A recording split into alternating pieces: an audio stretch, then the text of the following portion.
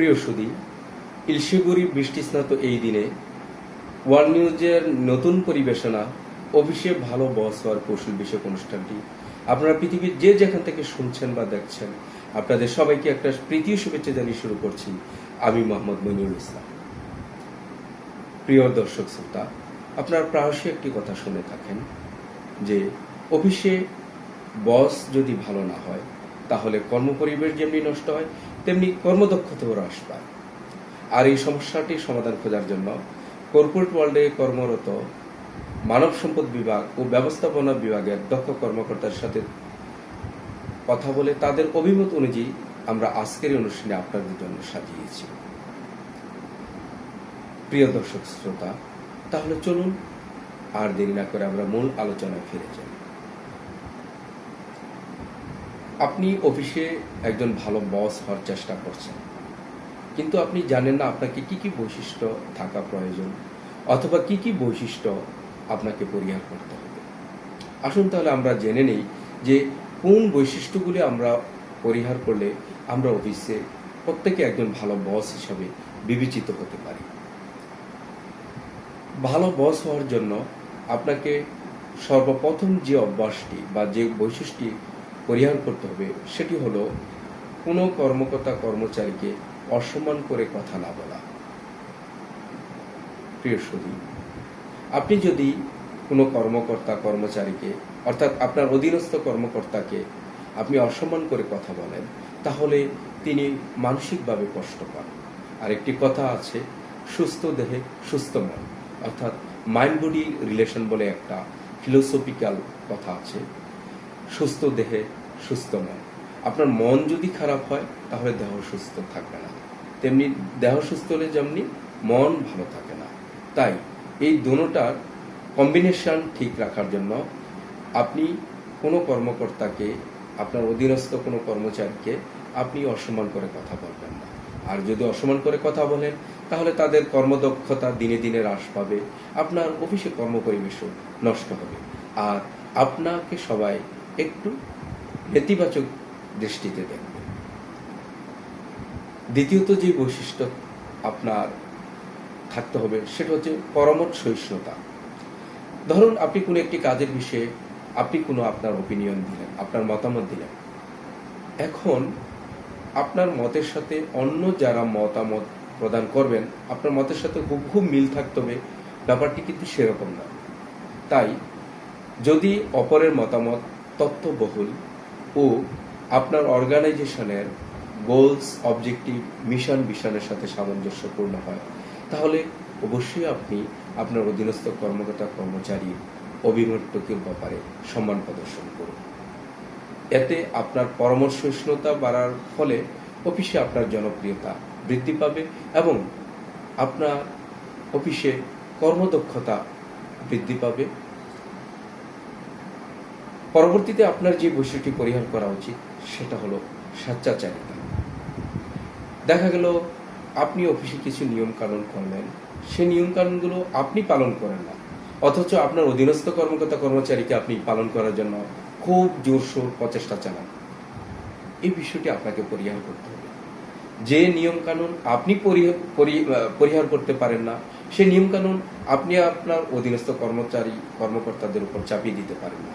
তাই আপনি অফিসের নিয়ম কানুন সঠিকভাবে পরিচালনা করতে হলে সেই নিয়ম কানুনের প্রতি আপনাকে সর্বপ্রথম শ্রদ্ধাশীল এই বিষয়টি আপনার কর্মকর্তা কর্মচারীদের সামনে প্রমাণ করতে হবে। তাহলেই আপনার অফিসের কর্মপরিবেশ ভালো থাকবে এবং কর্মদক্ষতা বৃদ্ধি পাবে। পরে যে বিষয়টি আসতেছে সেটি হলো আধিপত্য। আমরা অনেকেই সাধারণত অফিসে একটা আধিপত্য বজায় রাখতে চাই এবং এই আধিপত্য বজায় রাখতে যে আমি নিজে যা ভালো মনে করি এটা খারাপ হলেও আমি সেটা চাপিয়ে দিতে চাই পুরো অফিসের উপর। এই আধিপত্যটুকু করা যাবে না। আপনি দেখা গেল যে আপনার ক্ষমতা বলে আপনার অধীনস্থদেরকে অকারণে তাদেরকে হয়রানি করছেন বা বিভিন্ন বিষয়ে তাদেরকে আপনি নিজে কোনো কিছু করতে দিচ্ছেন না। তারা কোনো কাজ যদি স্বাধীনভাবে করে সেটা আপনি ভালো চোখে দেখছেন না। এতে করে যা হচ্ছে তারা কিন্তু পরনির্ভরশীল থাকে এবং যে কোনো কাজের জন্য, যে কোনো সমস্যার জন্যই তারা বসের চেহারার দিকে চেয়ে থাকেন। অর্থাৎ বস কখন বলবে, কিভাবে কাজটা করতে হবে, কিভাবে না করলে সমস্যা হবে, তারা ঠিক সেটির অপেক্ষায় থাকেন। এতে করে আপনার অফিসারদের মধ্যে ক্রিয়েটিভিটি অর্থাৎ নিজে কাজ করার যে প্রবণতা সেটুকু ডেভেলপ করছে না, ফলত আপনি অফিসকে কিন্তু হ্যাম্পার করছেন। তাই আপনাকে একজন ভালো বস হওয়ার জন্য অবশ্যই আপনি আধিপত্য বজায় করার অভ্যাসটি পরিত্যাগ করতে হবে। আরেকটি বিষয় গুরুত্বপূর্ণ, আমরা অনেকেই দেখা গেছে যে আমার অধীনস্থ কর্মকর্তা কর্মচারীদের ব্যাপারে আমরা পরচর্চা করে থাকি। একজন ভালো বস কখনো কারো অনুপস্থিতিতে এই পরচর্চাটুকু করতে পারে না। আপনি কারো অ্যাবসেন্সে কিছু বললেন, পরবর্তীতে যদি এই কথাটি আপনার সেই অধীনস্থ কর্মকর্তা কর্মচারী শুনতে পায়, তাহলে সে কিন্তু মনক্ষুণ্ণ হয় এবং আপনার প্রতি একটি নেতিবাচক ধারণা লাভ করে। আরো যে কাজ একটি আমরা করে থাকি সেটা হচ্ছে আমরা খুব অফিসারদের বা কর্মকর্তা কর্মচারীদের বকাঝকা করে থাকি। প্রিয়সুধী, এ ব্যাপারে আপনাদের লক্ষ্য রাখতে হবে, একজন অফিসে কর্মকর্তা কর্মচারী তার একটা সামাজিক মূল্যবোধ রয়েছে, তার একটি ব্যক্তিগত জীবন রয়েছে। আপনি তাকে সামান্য কোনো কাজ ভুল করলো বা কোনো কাজ করলো না, এর জন্য আপনি চেঁচামেচি করলেন, উচ্চস্বরে বকাঝকা করলেন, এটা কিন্তু মোটেই প্রত্যাশিত নয়। আপনি যদি এভাবে তাকে বকাঝকা করেন তাহলে সে মানসিকভাবে ভেঙে পড়বে, আর মানসিকভাবে ভেঙে পড়লে সে আপনাকে পুরো আউটপুট দিতে পারবে না, ফলত অফিসে কর্মদক্ষতা হ্রাস পাবে। আর পুরো অফিস জুড়েই কিংবা পুরো অর্গানাইজেশন জুড়েই আস্তে আস্তে আপনার এই বাজে অভ্যাসের কথা ছড়িয়ে পড়বে। সুতরাং আপনি কখনোই এই অর্গানাইজেশনে কিংবা এই অফিসে আপনি একজন ভালো বস হওয়ার উপাধি লাভ করতে পারবেন।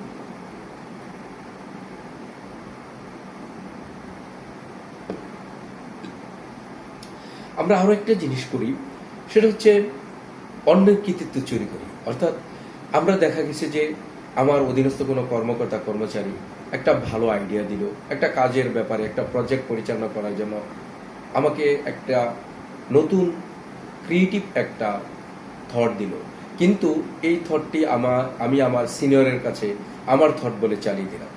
এতে আমি কি করলাম, আমি আমার অধীনস্থের কৃতিত্বটুকু হরণ করলাম। মোদ্দা কথা যদি আমরা বলি, আমরা একটা কাজ চুরি করলাম। একজন ভালো বস হিসাবে আপনার উচিত আপনার অফিসারের, আপনার কর্মকর্তা কর্মচারীর সবটুকু কৃতিত্ব তুলে ধরা, তাহলেই তারা আপনাকে সম্মান করতে শিখবে এবং অর্গানাইজেশন জুড়ে আপনার এই খ্যাতির কথা ছড়িয়ে পড়বে। তাই কখনোই কোনো কর্মকর্তা কর্মচারীর কৃতিত্বকে ম্লান করবেন না, অপহরণ করবেন না, চুরি করবেন না। আরেকটা জিনিস আমরা অনেকেই মেনে নিতে পারি না, সেটা হচ্ছে আমরা দলগত কাজকে নিরুৎসাহিত করি। অর্থাৎ অনেকেই মিলে যখন আমরা কোনো কাজ করি আর এই কাজটা যখন সফল হয়, একজন ভালো বস এটাকে উৎসাহিত করতে জানেন এবং প্রমোট করার চেষ্টা করেন। কিন্তু একজন খারাপ বস যেটা করে থাকেন, এই কাজটাকে নিরুৎসাহিত করেন। অর্থাৎ উনি চান না যে অর্থাৎ তাকে ছাড়া কেউ যেন কোনো ভালো কাজ করে ফেলে এবং এই সুনামটুকু যেন অফিসে ছড়িয়ে পড়ে। তাই তিনি কি করেন, তার অধীনস্থ কর্মকর্তাদেরকে কয়েকভাবে বিভক্ত করে ফেলেন এবং তাদেরকে কোণঠাসা করে ফেলেন। সুতরাং ভালো বস হওয়ার জন্য আপনাকে অবশ্যই এই খারাপ অভ্যাসটুকু পরিহার করতেই হবে। আমরা আরো একটা জিনিস প্রায়শই করে থাকি, আমরা নিজেদের উপাধি, ডেজিগনেশন বা ক্ষমতা নিয়ে অহংকার করি। একজন ভালো বস কখনোই তার ক্ষমতা নিয়ে অহংকার করেন না। আপনি যদি আপনার ক্ষমতা নিয়ে অহংকার করেন, আপনার পদবি নিয়ে অহংকার করেন, আপনার অবস্থান নিয়ে অহংকার করেন, তাহলে অফিসাররা বা কর্মকর্তা কর্মচারীরা আপনার সাথে সহজেই মিশতে পারবে না এবং এই সহজে মিশতে না পারার কারণে আপনার সাথে একটা কমিউনিকেশন গ্যাপ থাকবে। আপনি বিভিন্ন আপনার যেই দলগুলো থাকবে, বিভিন্ন ডিপার্টমেন্টাল অর্গানোগুলো থাকবে, সেই অর্গানোগ্রামগুলো ভালোভাবে ফাংশন করবে না। কারণ আপনার সাথে তাদের সাথে একটা সবসময় একটা কমিউনিকেশন গ্যাপ থেকে থাকবে, এবং এই কমিউনিকেশন গ্যাপের কারণে কোনো কার্য সুষ্ঠুভাবে পরিচালনা করার ক্ষমতাটুকু হারিয়ে যাবে। পরবর্তীতে আপনার অফিসের যে অবস্থাটা হবে সেটা হচ্ছে অফিসের কার্য পরিবেশটা নষ্ট হয়ে যাবে। তাই আপনাকে অবশ্যই আপনার এই অহংকার করার অভ্যাস পরিত্যাগ করতে হবে। আর আমরা প্রায় সময় কর্মীদেরকে একটু অবুঝ ভাবি। না, আপনার কর্মীরা যারা কাজ করছেন আপনার অফিসে তারা কখনো অবুঝ না। তাই তারা কোনো মতামত দিলে বা তারা কোনো আপনাকে নতুন কোনো আইডিয়া দিলে এটাকে অবুঝ বলে ফেলে দেওয়ার চেষ্টা করবেন না, এবং তাদেরকে মূল কাজ থেকে দূরে রাখার চেষ্টা করবেন না। একজন ভালো বস কখনোই তার কর্মীদেরকে মূল কাজ থেকে ফিরিয়ে রাখেন না, বরঞ্চ তাদেরকে দৈনন্দিন কাজের রুটিন চেঞ্জ করে তাদেরকে নতুন নতুন কাজ শিখিয়ে তাদেরকে স্কিল অফিসার হিসেবে গড়ে তোলে। তাই আপনার একজন ভালো বস হতে হলে আপনার কর্মকর্তা কর্মচারীদেরকে অবশ্যই আপনি সময় দিবেন এবং তাদেরকে অবুঝ না ভেবে তাদেরকে বিভিন্ন আইডিয়া দিয়ে তাদেরকে স্কিল করে তুলবেন। আরেকটা জিনিস আমরা প্রায়শই শুনে থাকি, বাজে বসেরা কখনো কাউকে প্রশংসা করতে জানে না, অর্থাৎ প্রশংসা করতে কৃপণতা প্রদর্শন করে। আপনার একজন অধীনস্থ কর্মকর্তা কর্মচারী একটা ভালো কাজ করবে, আপনি তাকে অবশ্যই প্রশংসা করবেন। আর এই প্রশংসা করলে তার মানসিক একটা অর্থাৎ মেন্টাল চেঞ্জ আসে, এবং এই মেন্টাল চেঞ্জের কারণে তার কাজের উপর একটা পজিটিভ ইম্প্যাক্ট হয়। আর এই পজিটিভ ইম্প্যাক্টের ফলে তার ওয়ার্ক এক্সিলেন্সি ডেভেলপ করে, অর্থাৎ তার কাজের মানের গুণগত দক্ষতা বৃদ্ধি পায়। তাই আপনি অবশ্যই ভালো বস হতে হলে আপনার অধীনস্থ কর্মকর্তা কর্মচারীদের কাজের জন্য, ভালো কাজের জন্য তাদেরকে উৎসাহিত করবেন এবং তাদের ভালো কাজের জন্য তাদেরকে প্রশংসাও করবেন। তাহলে আপনার কর্মপরিবেশ ভালো থাকবে এবং আপনার অফিসে কর্মদক্ষতা বেড়ে যাবে। আরো একটি জিনিস আমরা যেটা করে থাকি সেটা হচ্ছে যে অফিসে আমরা একটা তেজস্বী ভাব বজায় রাখি, অর্থাৎ আমি সব জানতা সংশয়। হ্যাঁ, শুধু আপনাদেরকে এই অভ্যাস ছাড়তে হবে। সব কাজে আপনি জানেন এটা ঠিক না, আপনার জানার বাইরেও আরো কিছু জানার থাকতে পারে। তাই আপনি অবশ্যই যে কোনো কাজ করার পূর্বে আপনি বিভিন্ন আপনার সাব টিমের সাথে কথা বলে নেবেন এবং যেই কাজটি করবেন তার সম্পর্কে সঠিক কাজের পন্থাটি বের করে নেবেন, এবং আপনার যেই টিম আছে তাদের মধ্যে ভালোভাবে প্ল্যানিং, কোঅর্ডিনেশন এবং কমিউনিকেশন করবেন। এবং সেই কাজটি করতে পারলেই একটা টিম এফোর্ট অর্থাৎ দলগত প্রচেষ্টার মাধ্যমে ভালো কিছু আউটপুট আসবে। এবং এভাবেই আপনি দেখা গেছে যে অফিসে কর্মদক্ষতার মানও বাড়াতে পারেন, আপনি কর্মপরিবেশও সুন্দর রাখতে পারবেন। আর এই যে বৈশিষ্ট্যগুলো কথা বলা হলো, যদি আপনি এই বৈশিষ্ট্যগুলো পরিহার করতে পারেন, পুরো অর্গানাইজেশন জুড়ে আপনার খ্যাতি ছড়িয়ে পড়বে এবং আপনি অফিসারদের মনের মধ্যে একজন ভালো বস হিসাবে প্রতিষ্ঠিত হয়ে যাবেন, আর আপনার সুনাম চারিদিকে ছড়িয়ে পড়বে। প্রিয় সুধী, দেখতে দেখতে সময় শেষ হয়ে এলো। সময়ে নদীর স্রোত কারো জন্য অপেক্ষা করে না, তাই আমাদেরও ইতি টানবার এসে গেল পালা। আশা করি আগামী পরিক্রমায় আবারও নতুন কোনো তথ্য উপাত্ত নিয়ে ওয়ার্ল্ড নিউজের পরিবেশনায় আপনাদের সামনে হাজির হওয়ার প্রত্যাশায় আজকে এখানেই শেষ করছি। ওয়ার্ল্ড নিউজের নতুন নতুন তথ্য ও উপাত্ত পেতে আমাদের ফেসবুক পেজ ও ইউটিউব চ্যানেল সাবস্ক্রাইব করুন। প্রিয় সুধী, ভালো থাকুন, সুস্থ থাকুন, আবারও দেখা হবে এই প্রত্যাশায়। খোদা হাফেজ, আসসালামু আলাইকুম।